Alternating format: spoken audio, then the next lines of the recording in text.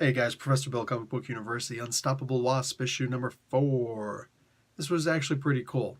I didn't think this was going to be great because the beginning was just really weird. Nadia was acting really off, like off a rocker, and then suddenly it all makes sense. And I really dug where they went with this. Alright, so let's get on to this. Writer Jeremy Whitley, art g.i.r.l.s. g.i.r.l.s. They also did the cover, whatever. Letters, VC's Joe Caramunga, graphic designer Carlos Lau. All right, and Wasp, of course, was created by Stan Lee, Ernie Hart, and Jack frickin' Kirby. So, let's see. Basically, she's acting really weird, as I pointed out. They just got attacked. They got jacked up big time by the bad guys, by AIM and all them. And it's looking like they might have a traitor in their midst. Oh no. Oh no. Priya, say it ain't so. So, push comes to shove, and Nadia's she's taking all the blame of this on herself. I can understand that. Teenage girl puts a lot on her plate. Yeah, cool. All right. But she kind of reaches a breaking point, and she goes back to the Creskill Hill Labs, the Creskill, New Jersey labs, and she has this device that she made.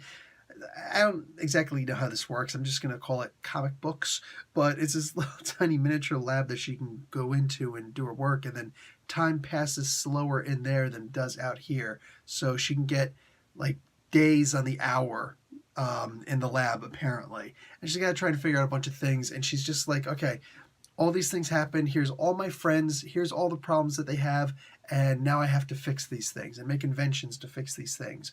It's the most absurd thing you could possibly imagine. Like, are you freaking kidding me? Like, Bobby Morse is on there. One of the most accomplished women in comic books. And yet, some way, somehow, this little girl's going to try and fix her because she's been to the Red Room. I'm just like, this isn't cool. This doesn't make any sense. And then suddenly, Janet Van Dyne makes sense out of it all. She may or may not, but may have inherited the bipolar disorder from her dad. And suddenly my heart just sank.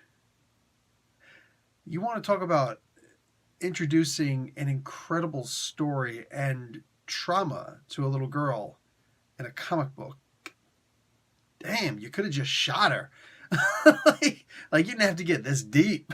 So I'm thoroughly impressed. Like that's just facts, dude. I didn't expect them to do that with the character. I thought they were going to try and stay away from it, but they reenacted a scene even worse. Remember that one main scene when Janet was nagging on Henry Pym, and he turned around and just put it backhanded her, and she went flying. And like all of a sudden the whole big shebang went on, and like that's it. You are now a spousal abuser. Many other comic book characters have done that before. They've hit their wives, girlfriends, whatever, wives. Like Reed Richards, he was the worst. I hated Reed Richards for that. It's about like the one time, well, it's technically 2 times that he does it, but the one time that he does it, all of a sudden everybody's like, oh my God, blame it all on him. Really? He's the least. The guys, and he's got a mental disorder. Oh my God. But that's what happened. And now they do that here. Except she doesn't just turn around and backhand somebody because Hank Pym doesn't know how to fight. She does. So Nadia Pym, man, Nadia Van Dyne at this point. She might be going back to Nadia Pym pretty soon. She might be disowned. Oof. So this is really messed up. Oh, who she flipped? What happened afterwards? Read the comic book, Durf. But I'm really impressed with how adult this visually very kiddie book is going. If I had to make a complaint, it's that Letha and Pound Cakes just seemed so dumb in this. They're like, oh, hi, hey. Janet knows you're here. Oh, that's cool. Okay. Yeah, we're just checking out security footage. No, we didn't find anything suspicious. Nadia's in there for like 12 seconds, if that. And she's like, wait, right here. This is where it cuts off and all something. Blah, blah. And look, the tape gets returned.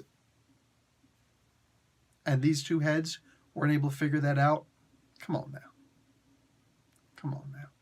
It could have just been reported to her, well, this is what we actually just found, and we were trying to find, trying to get in contact with you, but your phone was busy, blah, blah, blah, whatever.